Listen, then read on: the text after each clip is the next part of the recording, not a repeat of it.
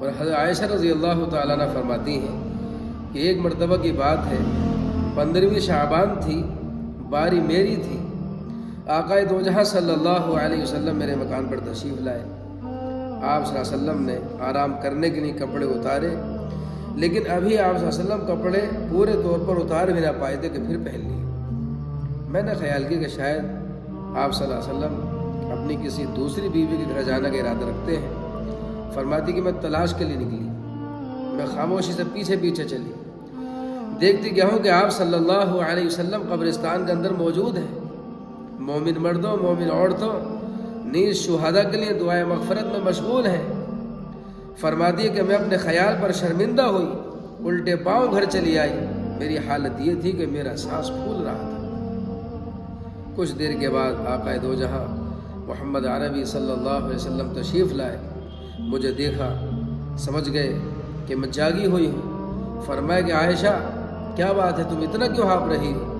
حضرت عائشہ رضی اللہ تعالیٰ فرماتی ہے کہ میں نے عرض کر یا رسول اللہ، جب آپ گھر سے باہر تشریف لے گئے تھے تو میں نے یہ خیال کیا کہ شاید آپ اپنی کسی دوسری بیوی کے پاس جانے کا ارادہ رکھتے ہیں، یہاں تک کہ میں نے آپ کو قبرستان میں استغفار کرتے ہوئے پایا۔ حضور اقدس صلی اللہ علیہ وسلم نے فرمایا، اے عائشہ کیا تمہیں یہ خوف تھا کہ اللہ اور اس کا رسول تم پر ظلم کرے گا؟ بات یہ ہے کہ میرے پاس حضرت جبریل علیہ السلام تشریف لائے تھے اور فرمایا کہ آج کی رات شب برات ہے، حق تعالیٰ اس رات میں بنو کلب قبیلے کی بکریوں کے بالوں کے برابر مخلوق کو جہنم سے آزاد فرماتے۔ اور آپ جانتے ہیں کہ عرب میں بکریاں پالنے کا رواج عام تھا، اور بنو کلب قبیلے میں سب سے زیادہ بکریاں پالی جاتی تھیں۔ اس کے بعد آپ صلی اللہ علیہ وسلم نے حضرت عائشہ رضی اللہ تعالیٰ عنہ سے اجازت فرمائی، اجازت مانگی کہ عائشہ اگر تمہاری طرف سے اجازت ہو تو کیا میں اس رات میں عبادت کر لوں؟